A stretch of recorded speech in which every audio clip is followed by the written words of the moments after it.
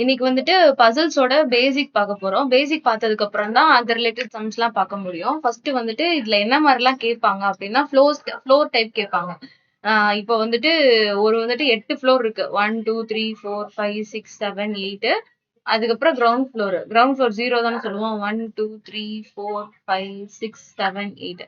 இப்போ வந்துட்டு ஏன்றவன் வந்துட்டு 6ல இருக்கான், பீன்றவன் வந்துட்டு 5ல இருக்கான். ஒரு ஃப்ளோர்ல வந்துட்டு ஒருத்தவங்க தான் இருக்க முடியும். அப்போ வந்துட்டு சி எங்க இருப்பாங்க, இந்த மாதிரி கேட்பாங்க. இதே மாதிரி ஒரு 8 பேர் 10 பேர் வச்சு மாதிரி கேட்பாங்க. இது வந்துட்டு ஃப்ளோர் பேஸ் பண்ணி வருதுன்னா அது ஃப்ளோர் டைப்ஸ். இப்போ ஃப்ளோர்ல வந்துட்டு எப்பயுமே இப்ப வந்துட்டு கொஸ்டின்ல நம்ம என்ன கவனிக்கணும்னா, ஃப்ளோர் வந்துட்டு ஃபர்ஸ்ட் ஃப்ளோர்னா 1ல இருந்து ஆரம்பிக்குதா இல்ல கிரவுண்ட் ஃப்ளோர் 0ல இருந்து ஆரம்பிக்குதான்றத நம்ம கவனிச்சுக்கணும். அது பேஸ் பண்ணி தான் சம் இருக்கும். அடுத்து நோ ஒன் கான்செப்ட்னு கேட்பாங்க. நோ ஒன் கான்செப்ட்னா இப்போ வந்துட்டு இந்த மாதிரி 8 ஃப்ளோர்னே வச்சுக்கோங்க. இப்போ வந்துட்டு ஏக்கு கீழே யாருமே இல்ல, பிக்கு மேல யாருமே இல்ல அப்படின்னா பிலோ ஏ வந்துட்டு நோ ஒன், அபவ் பி வந்துட்டு நோ ஒன் இப்படி கொடுத்துருந்தாங்கன்னா ஏக்கு கீழே யாருமே இல்ல அப்படின்னா ஏ தான் கீழே இருக்கான்னு அர்த்தம். பிக்கு மேல யாரும் இல்லைன்னா பி தான் டாப்ல இருக்கான்னு அர்த்தம். ஓகேவா? இதுதான் நோ ஒன் கான்செப்ட். அடுத்து பிட்வீன்ல கேட்பாங்க. பிட்வீன் ஏ அண்ட் பி வந்துட்டு யாருமே இல்ல, no one between A and B அப்படின்னு கேட்டாங்கன்னா அப்ப ஏவும் பியும் பக்கத்துல இருக்காங்கன்னு அர்த்தம். ஒன்னா இங்கிட்ட ஏக்கு இந்த பக்கம் பக்கத்துல, இல்லைன்னா இந்த பக்கம் பக்கத்துல, ஏதோ ஒண்ணு பக்கத்துல இருக்காங்கன்னு அர்த்தம். அதுக்கப்புறம் எப்படின்னு கேட்பாங்க, ஏக்கும் பிக்கும் பிட்வீன்ல சி இருக்கான்னு சொல்லுவாங்க. அப்போ வந்துட்டு ஏக்கும் பிக்கும் வந்துட்டு பிட்வீன்ல சி இருக்கான். ஆனா வந்துட்டு இங்க ஏக்கு இமீடியட் பக்கத்துல இருக்கானான்னு தெரியாது, பிக்கு இமீடியட் பக்கத்துல இருக்கானான்னு தெரியாது, இல்ல இங்க 2 பேர்த்தையும் விட்டுட்டு இங்க இருக்கானான்னு தெரியாது. ஓகேவா? ஆனா க்ளூஸ் இந்த மாதிரி இருக்கும். ஓகேவா? அடுத்து இந்த மாதிரி கேட்பாங்கன்னா ஷேப்ஸ் வச்சு கேட்பாங்க. இப்போ நம்மளுக்கு தெரிஞ்ச ஷேப்ஸ் எல்லாம் என்னது? Circle, square, rectangle, triangle, Pentagon, 5 இருக்கா? 1 2 3 4 5. அடுத்து வந்துட்டு ஹெக்ஸகன், 1 2 3 4 5 6 7. ஓகேவா? இப்போ வந்துட்டு சர்க்கிள்ல வந்துட்டு பீப்புள்ஸ் எல்லாம் உட்கார்ந்துருக்காங்க, 4 பேர் உட்கார்ந்துருக்காங்க அப்படின்னா நம்ம வந்துட்டு இப்படி அசியூம் பண்ணிக்கணும். 1 2 3 4 4 பேர் உட்கார்ந்துருக்காங்க. 8 பேர் உட்கார்ந்துருக்காங்கன்னா 1 2 3 4 அப்ப 8 பேர் உட்கார்ந்துருக்காங்கன்ட்டு பண்ணிக்கலாம். இது வந்துட்டு நம்ம ஒரு கொஸ்டின் பார்த்ததுக்கு அப்புறம் இத்தனை பேர் உட்கார்ந்துருக்காங்க, சர்க்கிளா உட்கார்ந்துருக்காங்க, ஸ்கொயரா உட்கார்ந்துருக்காங்க அப்படின்னு மட்டும் சொல்லிடுவாங்க. அப்போ நம்ம இப்படி உட்கார்ந்துருக்காங்க அப்படின்றத நம்ம அசியூம் பண்ணிக்கிறோம். இப்போ வந்துட்டு ஸ்கொயர்ல வந்துட்டு என்ன நம்ம இம்பார்ட்டன்டா தெரிஞ்சுக்கணும்னா, இந்த இந்த கார்னர் இருக்குல்ல, இந்த டாட்ஸ் 4 பேரு, இந்த கார்னர் எப்படி சொல்லுவாங்கன்னா கார்னர்னு சொல்லுவாங்க. கார்னர். இந்த லைன் இருக்குல்ல, இந்த லைன் வந்துட்டு எட்ஜ்னு சொல்லுவாங்க. ஓகேவா? இது வந்துட்டு இப்ப நார்மலா நம்ம எட்ஜ்னா என்ன, வந்துட்டு 2 இது சேர்ற இடம் தான் எட்ஜ்ன்னு நினைப்போம். ஆனா கிடையாது. இந்த லைன் தான் எட்ஜ், இந்த சேர்ற இடம் வந்துட்டு கார்னர். ஓகேவா? இப்போ எப்படி கேட்பாங்கன்னா,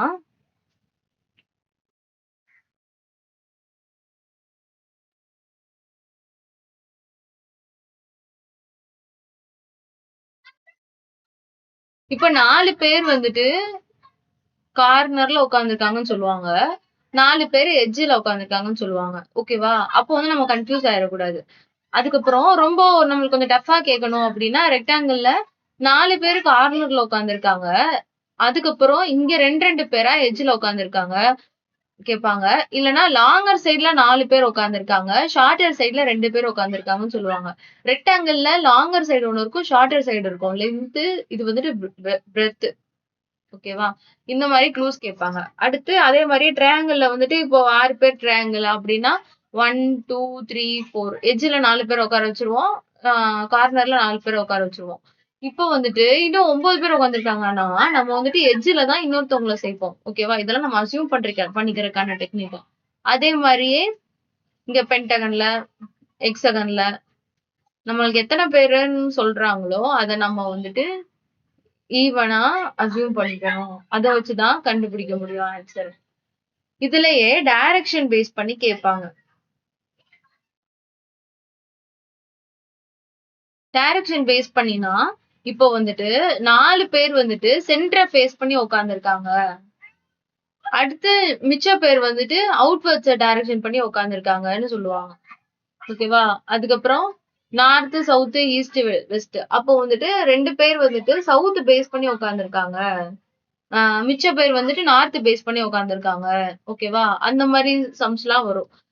ஓகேவா? இந்த மாரி தான் கொஸ்டின்ஸ் இருக்கும். அதுக்கப்புறம் நம்ம சம்ஸ்ல வந்துட்டு பேலன்ஸ் பார்ப்போம். அடுத்து வந்துட்டு மந்த், வீக். மந்த், வீக் எப்படி இருக்கும்னா, மந்த், வீக்ல வந்துட்டு இப்ப இதுல என்ன தெரிஞ்சுக்கணும்னா, நம்மளோட 12 மந்த்ஸ் இருக்கா? 12 மந்த்ஸ்ல வந்துட்டு என்னென்ன மந்த்லாம் 30 டேஸ் வருது? என்னென்ன மந்த்லாம் 31 டேஸ் வருது? பிப்ரவரில 28 தான். இன்கேஸ் லீப் இயர்ன்னு கேட்டிருந்தாங்கன்னா, அது வந்துட்டு 29 டேஸ். ஓகேவா? மத்த எல்லாமே 28 டேஸ் தான் இருக்கும். ஓகேவா?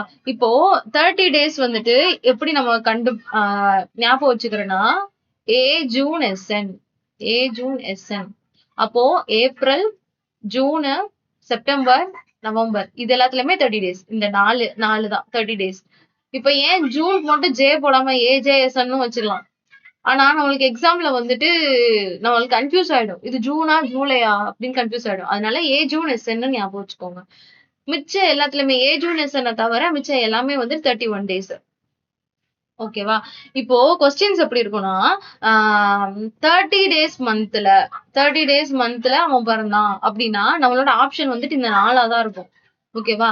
இல்லனா லெஸ் தென் 30 டேஸ் மந்த்ல அவன் பிறந்திருக்கான் அப்படின்னு கேட்பாங்க.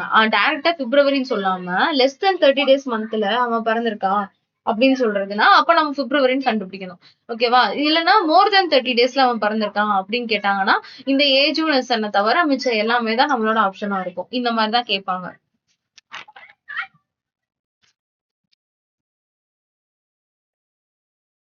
அடுத்து என்ன மாதிரி வேர்ட்ஸ் வரும்னா, odd month, even month, less than more than சொல்லியாச்சு. அதுக்கப்புறம் on maximum number of month. Maximum number of மந்த்னா 31 டேஸ் தான். ஆட் மந்த்னா இந்த 31 டேஸ் உள்ளது. ஈவன் மந்த்னா இந்த ஏஜ் யூனிசன். அதுக்கப்புறம் மோர் தென் 28 டேஸ் அப்படின்னா பிப்ரவரி கிடையாது.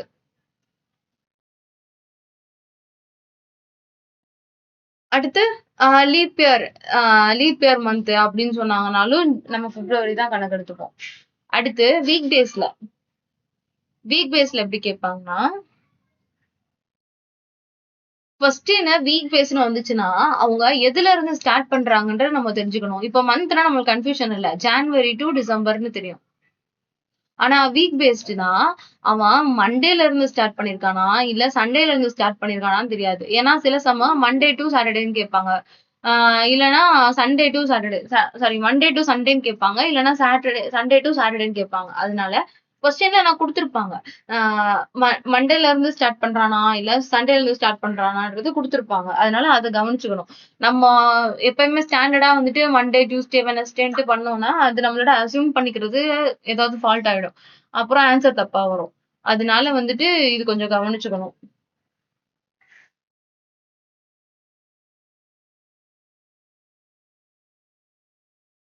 அடுத்து டிஸ்ட்ரிபியூஷன் பேஸ்ட் முன்னாடி பாக்ஸ் பேஸ்ட் பாத்திரலாம். பாக்ஸ் பேஸ்ட்னா சும்மாதான் இந்த ஃப்ளோர் மாதிரி தான் டாப் பாட்டம்னு மென்ஷன் பண்ணுவாங்க. ஓகேவா? இதுதான் பாக்ஸ் பேஸ்ட்.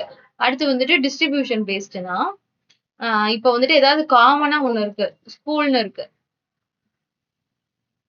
SCHO எல்லாம் ஓகே. ஸ்கூல்னு ஒண்ணு இருக்கு. ஸ்கூல்ல யாரெல்லாம் இருப்பா? டீச்சர் இருப்பாங்க, ஸ்டூடெண்ட் இருப்பாங்க, அதுக்கப்புறம் அதர் ஸ்டாஃப் இருப்பாங்க. இந்த டீச்சர்ல வந்துட்டு பாய்ஸ் இருப்பாங்க, கேர்ள்ஸ் இருப்பாங்க, ஜென்ஸ் லேடிஸ் இருப்பாங்க. அதே மாதிரி இதுல பாய்ஸ் கேர்ள்ஸ். அதே மாதிரி இதுல வந்துட்டு பாய்ஸ் கேர்ள்ஸ் இருப்பாங்க. அதுக்கப்புறம் இவங்க வந்துட்டு சென்னையில இருந்து வருவாங்க. சில பேர் வந்துட்டு மதுரையில இருந்து வருவாங்க. இந்த மாதிரி டிஃப்ரெண்ட் டேர்ம்ஸ். இங்க இந்த டேர்ம் பார்த்தா சிட்டியை குறிக்குது. இந்த டேர்ம் பார்த்தா ஜெண்டர் குறிக்குது. இந்த டேர்ம் பார்த்தா ப்ரொஃபஷனல் குறிக்குது. ஆனா இவங்க எல்லாருமே ஸ்கூல்ல தான் இருக்காங்க. ஓகேவா? இந்த மாதிரி ஒரே ஒரு விஷயத்துல 2 3 டிஃப்ரெண்ட் கேட்டகரிஸ் வந்துட்டு வச்சு பேசுனாங்கன்னா அது வந்து டிஸ்ட்ரிபியூஷன் பேஸ்ட். அவ்வளவுதான். இதுதான் பேசிக் கான்செப்ட். இதுலயே தான் சீட்டிங் அரேஞ்ச்மெண்ட்டும் கேட்பாங்க. இந்த மாதிரி ஒரு 10 பேர் வந்துட்டு லைனா உட்கார்ந்துருக்காங்க. 1 2 3 4 5 ஏக்கு அப்புறம் வந்துட்டு பி இருக்கான். பில இருந்து ஒரு 5 பேர் தள்ளி ஜி இருக்கான். இந்த மாதிரி எல்லாம் கேட்பாங்க. இந்த மாதிரி கேப் பேஸ் பண்ணி பிட்வீன்ல கேப் பேஸ் பண்ணி வந்திருக்கு அப்படின்னா, இப்போ ஏ பிட்வீன்